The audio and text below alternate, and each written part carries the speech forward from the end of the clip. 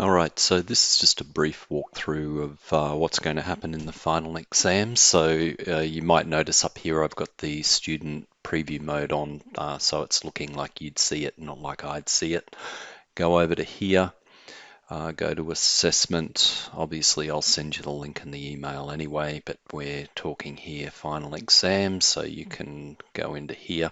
So here's all the exam information. So just a quick walk through here. Obviously, the exam is going to be online. The way it's sitting is that we're going to have half of the marks being assessed using multiple choice questions and the other half with written answer. The exam's based on lectures 6 to 12 only. Now, for a little summary of that, we scroll down here. We've got something called the exam blueprint. So I'll just walk you through what all that means. So as you know, for each lecture, there's a set of multiple choice questions. So there's our lectures 6 to 12 there.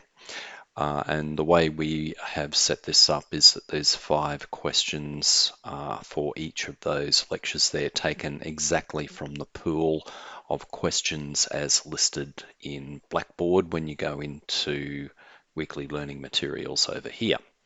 Okay, so there'll be 5 selected at random for lecture 6, each of which will be 1 mark each, making a total of 5 marks here. And of course, that's the same for all of those lectures.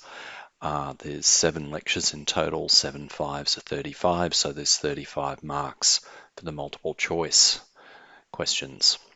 For the written answer questions, it's a little bit different depending on which lecture we're talking about. So lecture 6, if you look across here, you'll see there's actually 2 questions, each one of which is 2.5 marks, making a total of 5 marks there, right? So in other words, there's 5 marks for each written answer question or questions for each of the lectures here. So lecture 7, 2 questions as well, 2.5 marks each. And if we go to lecture 8, you can see here that there's only 1 question. And of course, that means that's worth 5 marks for that 1 question. Down here, lecture 12, there's 2 questions again. We're back to 2.5 marks apiece. Total marks for the written answer section's 35. You can see here that the weightings then for the final exam are half the marks are for written answer and half the marks for multiple choice. Down on this bit here, again, just an explanation of what's going on. We've got lectures 6 to 12 there, 1 or 2 multiple choice questions. You can see exactly what's going on as far as that goes from that exam template there. Again, reiterating that we're going to take these multiple choice questions directly from the weekly quizzes. The written answer questions, they're going to be a little bit different. They will be similar, though not necessarily the same as those in the practice exam, which we'll get to in a minute. Okay. Explanation yet again. Okay, so what's happening when you're doing the exam? What can you use? The answer is a calculator, an English dictionary, a textbook. We don't care which one. This is just suggesting that you use the free downloadable textbook, but you don't have to. Any textbook will do the job. And of course, very importantly, that SCI 105 periodic table and other information document. Now it says here, practice final exam located in this section. We're looking in this stuff anyway. So it says see directly below, of course. You can practice this exam as many times as you wish. We strongly suggest you do it at least once so you're familiar with the exam format. Okay, so this bit here is very important, of course. Make sure that when we send you the password, you log in immediately. You know, you've got a few minutes, it's not a big deal, but just make sure you do log in. It doesn't mean you do it at your leisure and log in 20 minutes after the exam is officially started, because if you do that, you will be locked out, and I'm afraid we are not going to make any exceptions there. Okay. So how are the questions in the exam displayed, they're going to be displayed, and you answer them one at a time. You can go backwards and forwards, but if you've got any concerns about how to navigate in the exam, that's what the practice exam is for, obviously.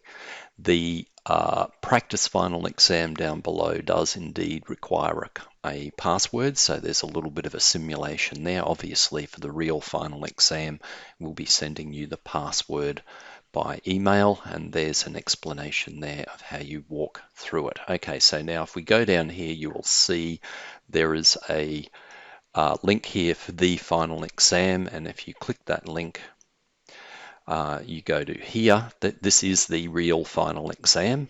It's not just called that for fun, but of course it's password protected. So as you're viewing this, of course, you can't get in and look at this one because, of course, it's password protected there. So we scroll back to here. Now, the next point I'm going to make is a really, really important one, so please listen carefully. If you have applied for additional time in the final exam, then you will see more than one final exam link here, right? If you have not applied, you will only just see the one, but if you've applied for extra time in the final exam, you will see more than one, and it will clearly indicate on the link there how much extra time you have applied for, and of course we will send you an email confirming that. Now I can't stress enough how important it is that you click on the correct one here. So if you have been granted, for example, 10 minutes extra time per hour for the exam is 2 hours in length, then it will say final exam extra 20 minutes, right?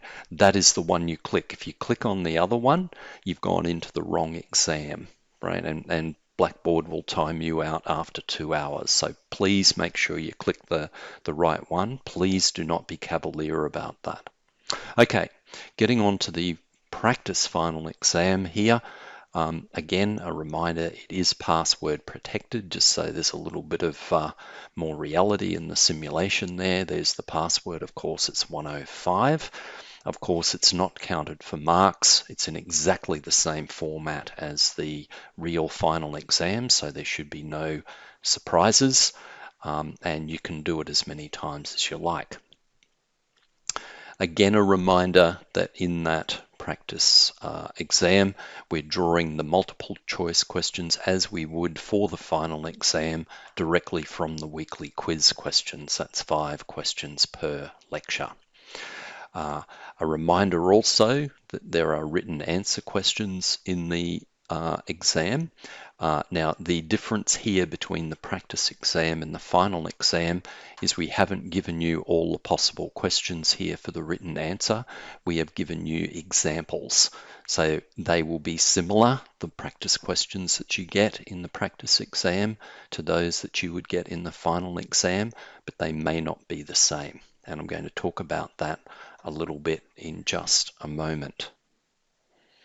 Okay, so now walk through using the final exam as an example of what the final exam, the real one, will look like. So we click here, of course, tells you what the time limit is, and ignore that bit over there. Let's continue. Let's put our password in. There it is there.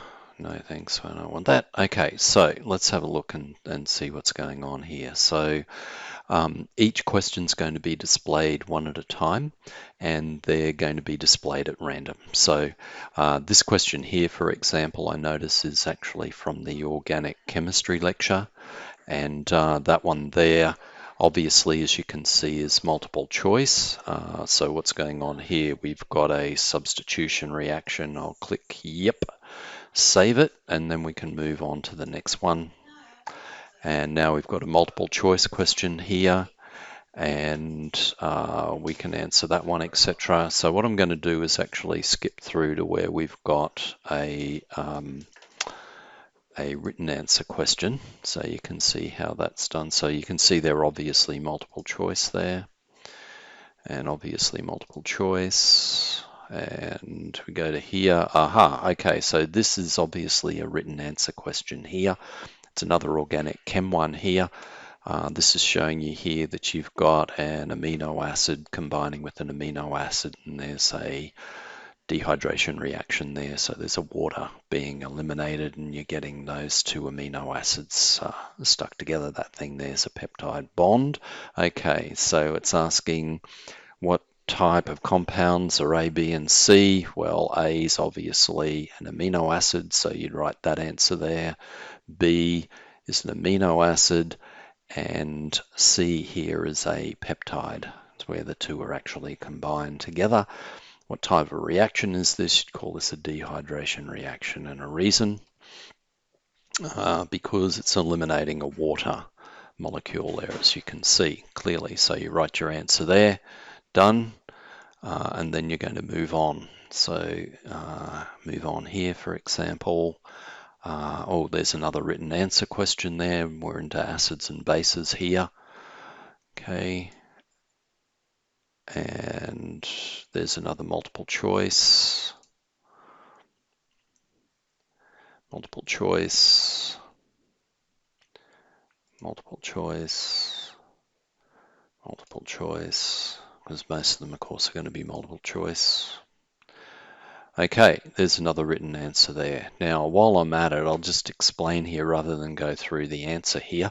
I'll just explain the signal that I'm trying to send to you here, because remember, these written answer questions are simply examples of what you might get. So in the real final exam, what you might get is you could get a question like this, but what could change, of course, could be, for example, these numbers here, etc. Now notice, if you're answering a question like this, you're going to have to put some superscripts in here, right? So you need to familiarize yourself with this superscript and subscript function, which is just there. So make sure you practice doing that as well. All right, let's move on. Okay, now this one here, this is a written answer question as well, but this is a calculation question. So you've got to take this data here, grab yourself a piece of paper and calculate the answer here.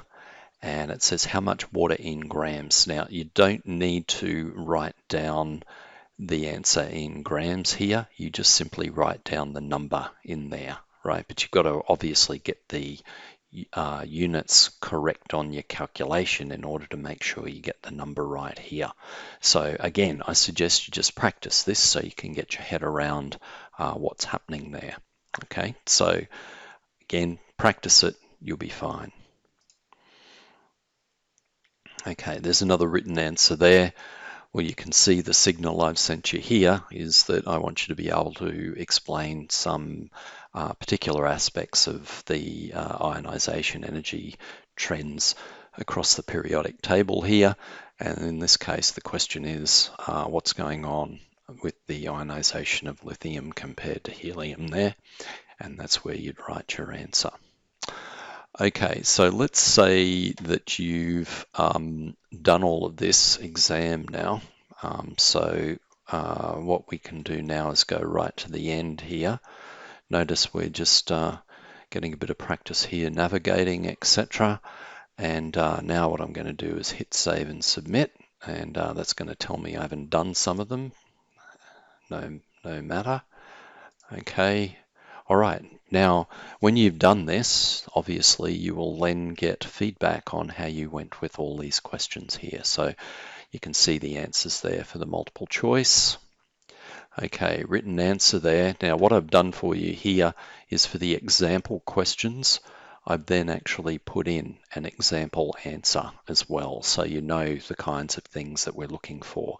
Now, by the way, the signal I'm sending you here is for that organic chemistry lecture. You've got to be familiar with particular organic reactions, right, of which there are a few that we actually covered in that particular lecture there. That's only, of course, one of them with amino acids there, and you can see what we're after in terms of what what the answer is going to be. So there's another one there.